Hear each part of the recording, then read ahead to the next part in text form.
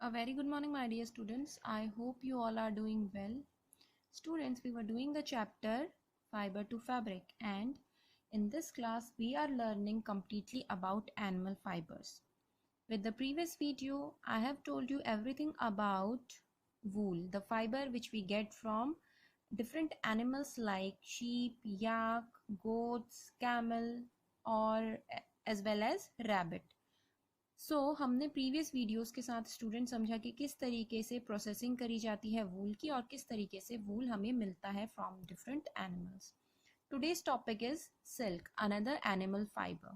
Okay, so silk fibers are also animal fibers. It is a strong, soft, shining and a very fine fiber obtained from silkworm.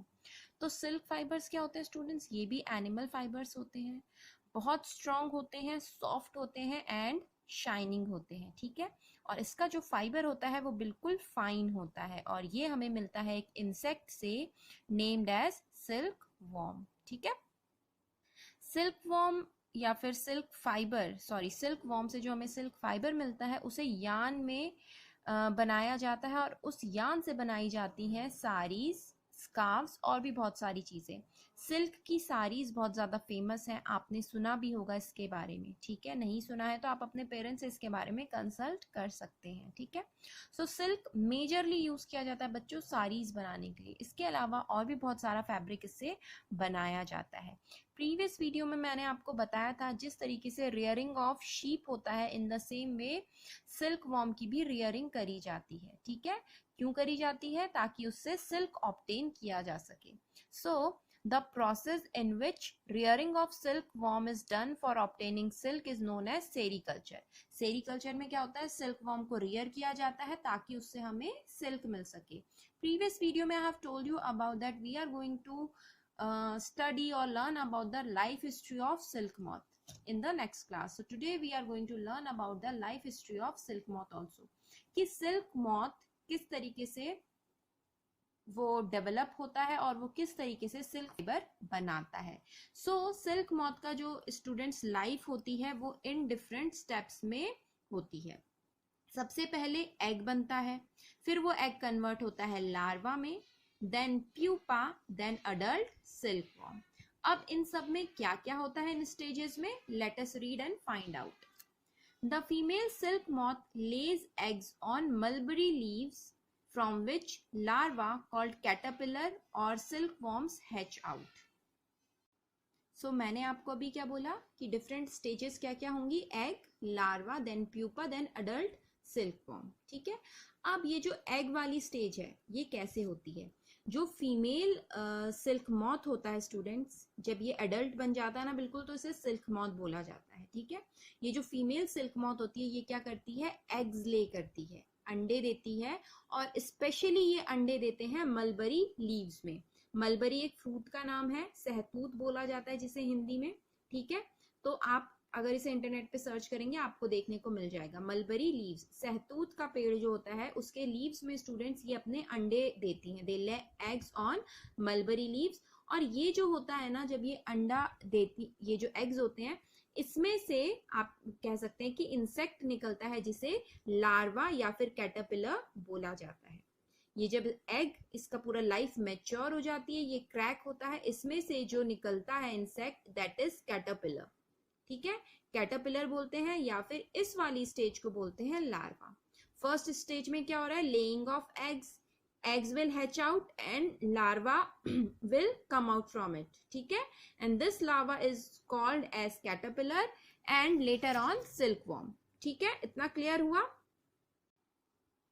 Now why they lay their eggs on mulberry leaves? Because mulberry leaves क्या होती है? उनका food होता है. जो silkworm होता है students वो मलबरी लीव्स में ही अंडे देता है और इसमें से जो कैटरपिलर निकलते हैं वो इन्हीं मलबरी लीव्स को ईट करते हैं. They feed on them and they grow in size there only. वहीं पर वो क्या होते हैं?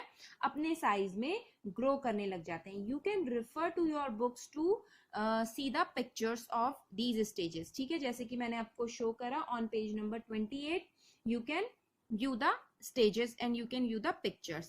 इसके बाद क्या होता है स्टूडेंट्स, ये जैसे जैसे साइज में बड़े होने लग जाता है उसके लाइफ की नेक्स्ट स्टेज आ जाती है, ठीक है, अपने लाइफ साइकिल की वो नेक्स्ट स्टेज में एंटर करता है जिसे बोला जाता है प्यूपा.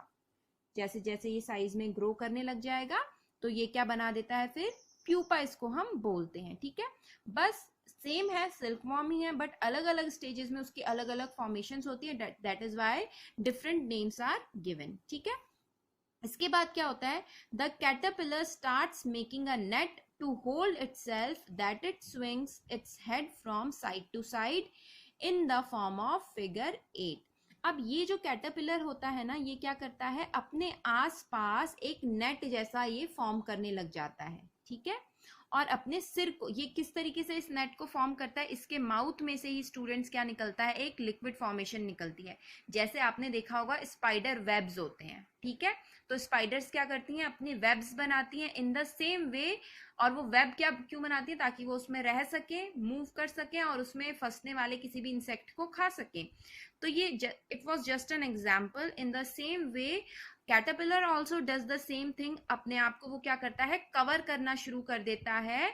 और कैसे कवर करना शुरू करता है, अपने हेड से, उनके माउथ में से लिक्विड निकलता है, ठीक है, लिक्विड निकलता है. अपने हेड को वो साइडवेज इस तरीके से साइड साइड करते जाता है और 8 फॉर्म करता है, ठीक है. साइडवेज जो होगा वो इस तरीके से होगा और इसमें फॉर्मेशन क्या होगी, फिर 8 की फॉर्मेशन होगी. और ये जो 8 बनता है ये इसी के अराउंड बनता है, ठीक है. During these movements of the head, it secretes fiber made of a protein which hardens on exposure to air and becomes silk fiber. अब यहाँ पर क्या हो रहा है, यही जो मूवमेंट हो रहा है ना इसके हेड का, इसी टाइम पर क्या होता है, जो सिक्रीट हो रहा है, जैसे कि मैंने आपको स्पाइडर वेब का एग्जाम्पल दिया, ठीक है, वो भी तो सिक्रीशन होता है, ठीक है. सो यहाँ पर भी सेम वे में क्या करते हैं, ये सिक्रीट करते हैं अपने एक फ्लूइड जो कि फर्दर ऑन हार्ड होने पर, जैसे ही वो एटमॉस्फेयर के कांटेक्ट में आता है, एयर के कांटेक्ट में आता है, वो हार्ड होने लग जाता है. और हार्ड होने की वजह से वो क्या हार्ड हो जाता है और यही क्या होता है, आगे चलकर सिल्क फाइबर बनता है. Okay. The caterpillar completely covers itself by silk fiber and turn into pupa. ठीक है, तो मैंने अभी आपको पहले क्या बताया था, लार्वल स्टेज है जो कैटरपिलर जिसमें वो बन रहा है, उसके बाद वो क्या करता है, साइज में बड़ा होने लग जाता है और धीरे धीरे वो एंटर करता है प्यूपा वाली स्टेज. तो प्यूपा वाली स्टेज में हमने अभी देखा क्या होता है, वो अपने हेड में से या फिर अपने माउथ में से सिक्रीट करता है एक फ्लूइड जो कि एक टाइप का प्रोटीन है. और जैसे ही ये फ्लूइड एयर के कांटेक्ट में आता है ये हार्ड हो जाता है, ठीक है. और ये एक कवरिंग होती है उस कैटरपिलर के अराउंड. और ये जो कवरिंग होती है और उसके अंदर क्या है, आपका कैटरपिलर है, this stage is known as pupa, जहां पर वो पूरा कवर हो चुका है उस हार्ड फॉर्मेशन से, ठीक है. और तो ये स्टेज तो स्टूडेंट प्यूपा की हो गई, और ये जो कवरिंग होती है इसे ककून बोला जाता है. ओके, डिफरेंस आप लोग समझेंगे. ये जो स्टेज है ये तो प्यूपा है, ओके, लेकिन जो बाहर की कवरिंग जो बनी है उसको ककून बोला गया है. ककून के अंदर हमको देखने को मिलेगा अपना caterpillar. The further development of pupa into moth continues inside the cocoon. अब ये जो प्यूपा साइज में बढ़ते जाएगा और ये जब मॉथ बन जाता है, पूरा सिल्कवॉर्म का जो फॉर्मेशन होगी ये इस ककून के अंदर ही होती है. Now I am going to show you the picture and I will make you understand further. ठीक है, सो सबसे पहले क्या हुआ, मलबरी लीव्स में एग्स ले हुए, उसके बाद ये एग्स हैच आउट हुए, इनमें से कैटरपिलर निकला. ठीक है, कैटरपिलर लार्वा एक ही बात है. ओके, इसके बाद क्या हुआ, जैसे जैसे ये इन मलबरी लीव्स को खाता है साइज में बड़े होते जाता है. जैसे ये साइज में बड़े होने लग जाता है it enters another stage of its life cycle that is known as pupa. Pupa की स्टेज में बच्चों ये क्या करेगा, अपने हेड का मूवमेंट करता है 8 के फॉर्म में, और इसके माउथ से एक प्रोटीन सिक्रीट होता है जो कि इस तरीके की फॉर्मेशन करता है. ठीक है, और ये खुद को कंप्लीटली कवर कर लेता है इस तरीके से. सो जब ये खुद को कवर कर लेता है, ये जो हार्ड कवरिंग होती है इसको क्या बोला जाता है, ककून बोला जाता है. ठीक है, अब ककून का इन्होंने हमें सेक्शनल व्यू भी दिखाया, यानी कि ये ककून के अंदर कैसे दिख रहा है. ककून के अंदर आप देखेंगे जो ये कैटरपिलर है स्टूडेंट्स, ये इस तरीके से ग्रो करता है, ठीक है। और ये ग्रो करेगा इनटू मॉथ। मॉथ का मतलब क्या है, जब ये ककून टूटेगा तो इसमें से इस तरीके के सिल्क मॉथ बाहर निकलेंगे। ये वाला स्ट्रक्चर आप देख रहे हैं, यही स्ट्रक्चर यहाँ पर बन रहा है। Okay, so students this is about the life cycle of silk worm, कि किस तरीके से एक एग में से ये, इसकी लाइफ साइकिल कैसी होती है कि ये एक सिल्क मॉथ बनता है, ठीक है। अब स्टूडेंट्स जो हमारा सिल्क फाइबर है वो हमें मिलता है इनके ककून से, ठीक है। इतना तो समझ में आ गया ना सबको, सिल्क जो बन रहा है वो ककून है, और ककून से किस तरीके से अब सिल्क फाइबर बनाया जाता है वो हमें देखना है। ये तो एक सिंपल सिल्क वॉर्म का मैंने आपको लाइफ साइकिल बताया। इसके बाद क्या करी जाती है, रियरिंग ऑफ सिल्क वॉर्म करा जाता है, यानी कि बहुत सारे सिल्क वॉर्म्स को क्या किया जाता है, रियर किया जाता है, ताकि उनसे सिल्क जो है वो ऑब्टेन किया जा सके, ठीक है। अब इसमें क्या होता है, what is the processing behind it. A female silk moth lays hundreds of eggs at a time. The eggs are stored carefully on strips of cloth or paper and sold to silkworm farmers. ठीक है, तो क्या होता है, silk moth जो होती है ना स्टूडेंट, एक फीमेल सिल्क मॉथ होती है, वो एक बार में कम से कम 100 एग्स देती है, ठीक है, एक बार में। और इसके बाद क्या होता है, इन एग्स को केयरफुली स्टोर किया जाता है किसी स्ट्रिप में या फिर किसी पीस ऑफ क्लॉथ में, ठीक है। और ये अंडों को बेच दिया जाता है to the silk worm farmers.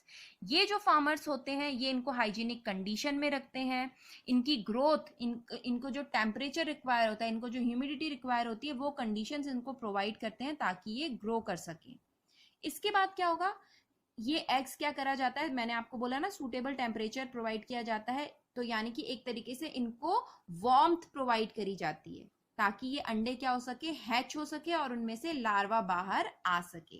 Okay, the larva ईट, इसके बाद इनको मलबरी लीव्स प्रोवाइड करी जाती हैं। Why, because they feed specially on mulberry leaves, ठीक है। मलबरी लीव्स दी जाती है इन्हें खाने के लिए ताकि ये साइज में क्या हो सके, ग्रो हो सके, ठीक है। They are kept in clean bamboo trays along with freshly chopped mulberry leaves. इनको बैम्बू के ट्रेज में रखा जाता है बच्चों, और उसमें अच्छे तरीके से कटी हुई मलबरी लीव्स रखी जाती है जिनको ये खाकर साइज में बड़े हो सके, ठीक है।